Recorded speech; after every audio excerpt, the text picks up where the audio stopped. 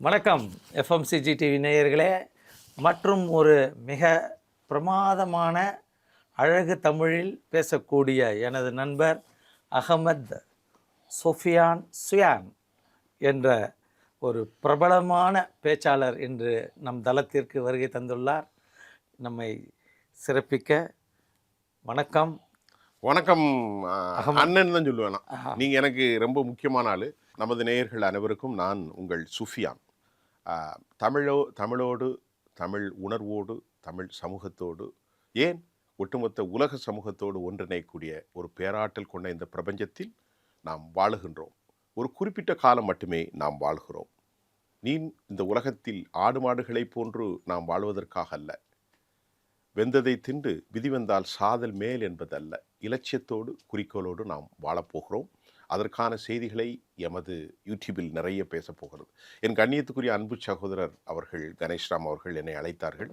இன்று நாங்கள் தொடங்குகின்ற இந்த பயணம் இறைவனுடைய நாட்டத்தால், அவனுடைய ஆசீர்வாதத்தால் இது நிச்சயமாக தொடரப்போகிறது.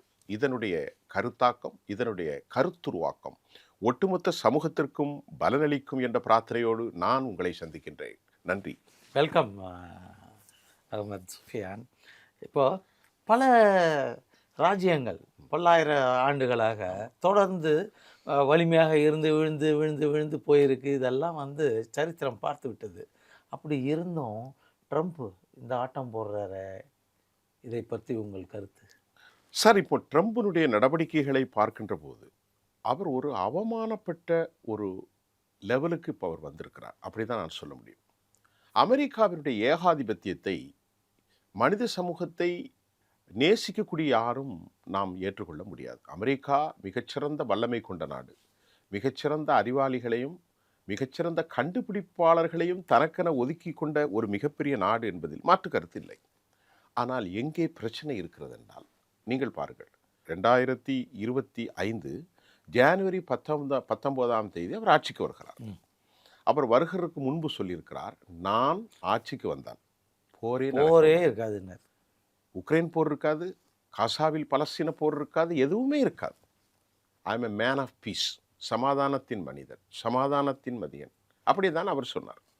அப்போ நானும் எல்லோரும் நினைத்தோம், எவ்வளோ ஒரு அற்புதமான பிரதமர், வலிமை கொண்ட உலகத்தின் மிகப்பெரிய ஜனநாயக தேசத்தினுடைய ஒரு தலைவன் அல்லவா, இவன் தருகிற ஒரு செய்தி சுப செய்தியாக இருக்கும் என நாங்கள் எதிர்பார்த்தோம். ஆனால் அதற்கு பின்பு அவரது நடவடிக்கைகள் எல்லை மீறி போனது. சுயாதீனமாக செயல்பட வேண்டிய ஒரு மனிதன் அடுத்தவனுடைய உணர்வுகளை காயப்படுத்த ஆரம்பித்தான். அதற்கு நான் உங்களுக்கு சில உதாரணத்தை சொல்கிறேன். இந்தியாவாக இருந்தாலும் அரசியலமைப்புக்கு நமக்கு சில உரிமைகளை கொடுத்திருக்கிறது. எப்படி உரிமைகளை கொடுத்திருக்கிறது? நீங்கள் காலை எழுந்தவுடன் ஒரு நடைப்பயிற்சி செய்வது உங்களுக்கு இறைவன் கொடுத்திருக்கிறான், இந்த நாட்டு அரசும் கொடுத்திருக்கிறது. அந்த நடைப்பயிற்சியில் கையை வீசிக்கொண்டு செல்கலாம். ஆனால் அது எதுவரை சுதந்திரம்?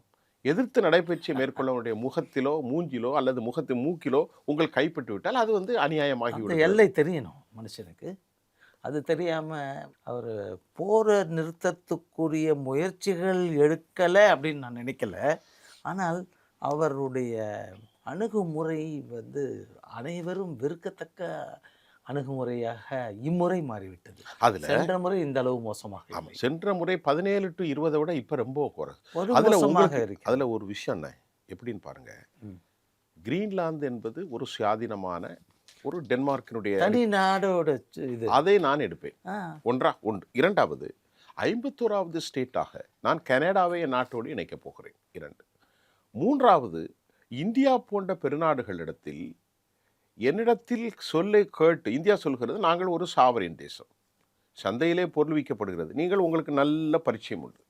50 ரூபாய்க்கு ஒரே கம்பெனியினுடைய ஒரு ப்ராடக்டை ஒருத்தவன் சொல்லுவான், மொத்தமாக எடுத்துக்கொள், நான் 47 ரூபாய்க்கு தருகிறேன், நீங்கள் எங்கே வாங்குவீர்கள்? அப்போ ட்ரம்ப் சொல்கிறார் இந்தியாவுக்கு, என்கிட்ட கேட்காம நீ எதுவும் வாங்கக்கூடாது. ஆனால் இந்தியா அந்த விஷயத்தில் ரொம்ப ஸ்ட்ராங்காக இருந்துச்சு. அப்போ இப்படி இது மட்டும் இல்லை, அவர்களுடைய நேட்டோ பார்ட்னர்ஸ் இருக்கிறாங்க பாருங்க, வலிமையான நேட்டோ பார்ட்னர்ஸே அவர்களோடு நிறைய வெறுத்து விட்டார். அப்போ அந்த மனிதனை பற்றி என்ன நினைக்கிறீங்க? நீங்கள் என்ன நினைக்கிறீங்க? எந்த காரணம் நினைக்கிறீங்க? எனக்கு சாபக்கேடு என்று நினைக்கிறேன் அவருடைய பிரசிடென்ட் பதவி கிடைச்சது. ஏனென்றால் சற்று கூட ஒரு பவர்ஃபுல்லான ஒரு லீடர். நீ வந்து ஒரு பவர்ஃபுல்லான நாட்டுக்கு ஜனநாயக முறையில் லீடராக இருக்க. அந்த லீடருக்கு தானாகவே ரெஸ்பான்சிபிலிட்டி வரணும். நம்ம வந்து உலகத்தை காக்கக்கூடிய அந்தஸ்தில் இந்த நாட்டில் பிறந்து நம்மளை பிரதமராக்கி வச்சுருக்காங்கன்னு அந்த எண்ணம் இல்லாமல் அவர் துச்சமாக எல்லாரையும் பேசுகிறாரு.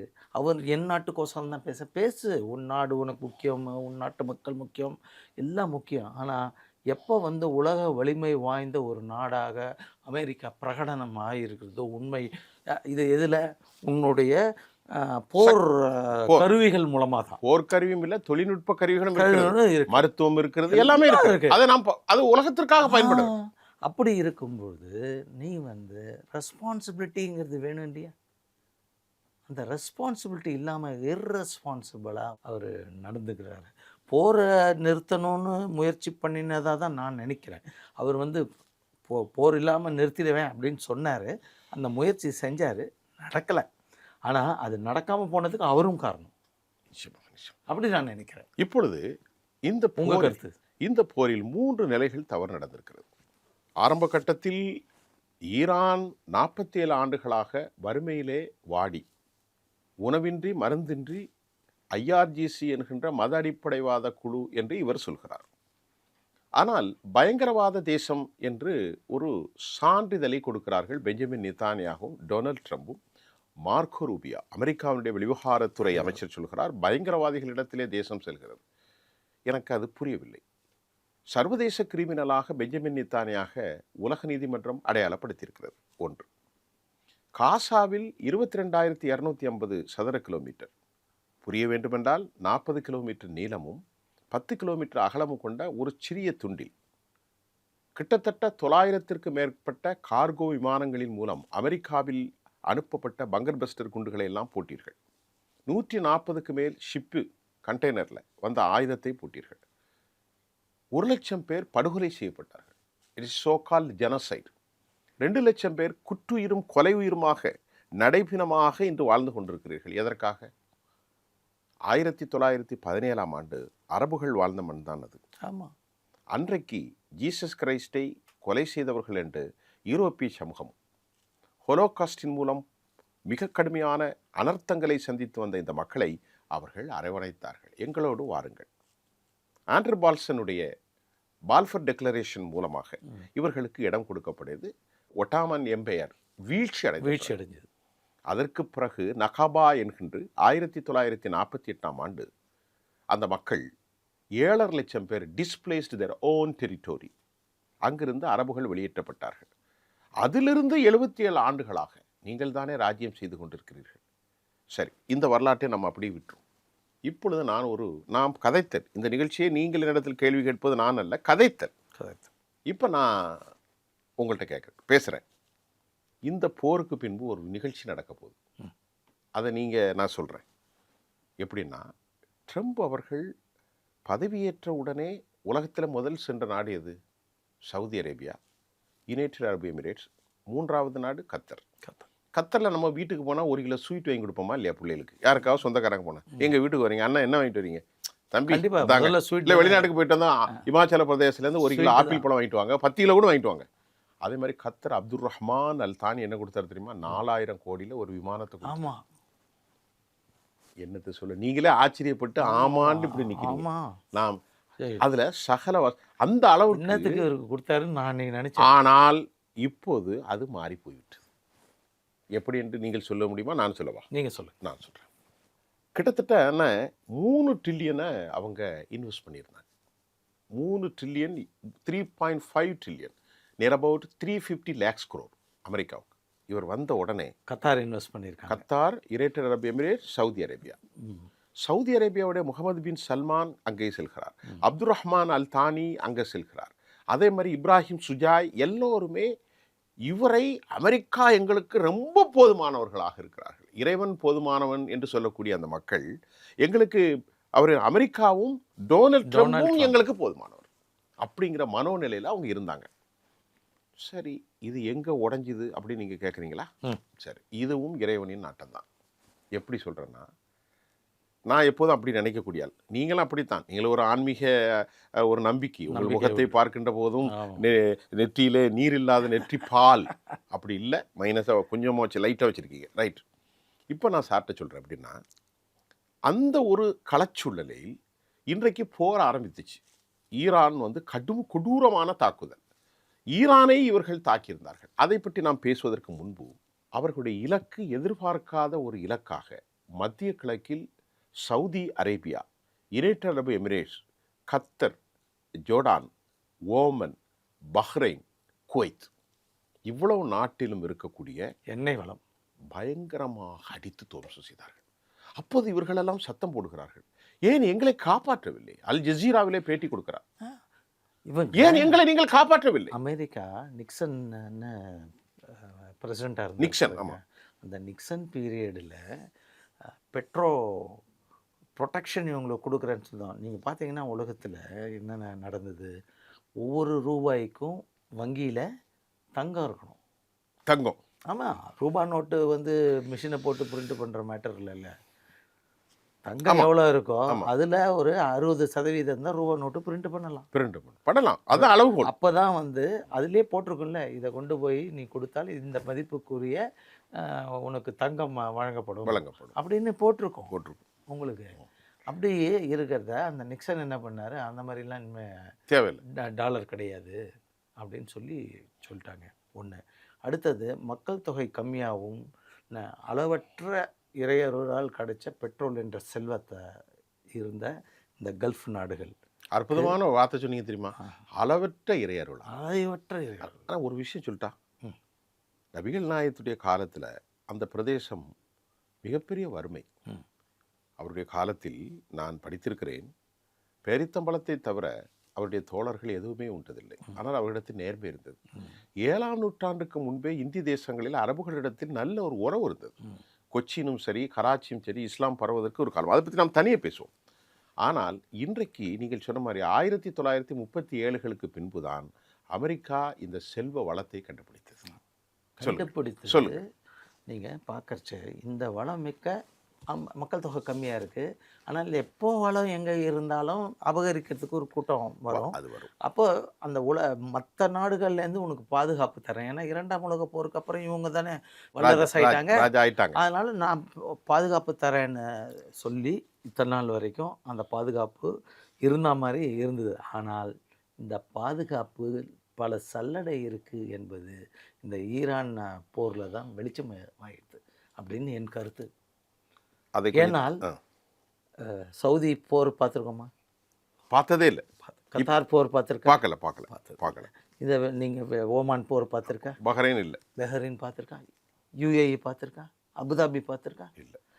நல்ல வளத்தோடு செழிப்பாக வளர்ந்து கொண்டு இருக்கிற நாடு இன்னைக்கு பேராபத்தில் சிக்கி கொண்டது. இவர்களுக்கு பாதுகாப்பு வழங்குகிறேன் என்று சொன்ன அமெரிக்கா என்ன பாதுகாப்பு வழங்கினது? ஆனால் இப்போ நேற்று ஒரு செய்தி படித்தேன். அதில் அந்த சட்டப்பிரிவின் மூலமாக அவர்களுக்கு ஒரு சட்டப்பிரிவு இருக்கிறது.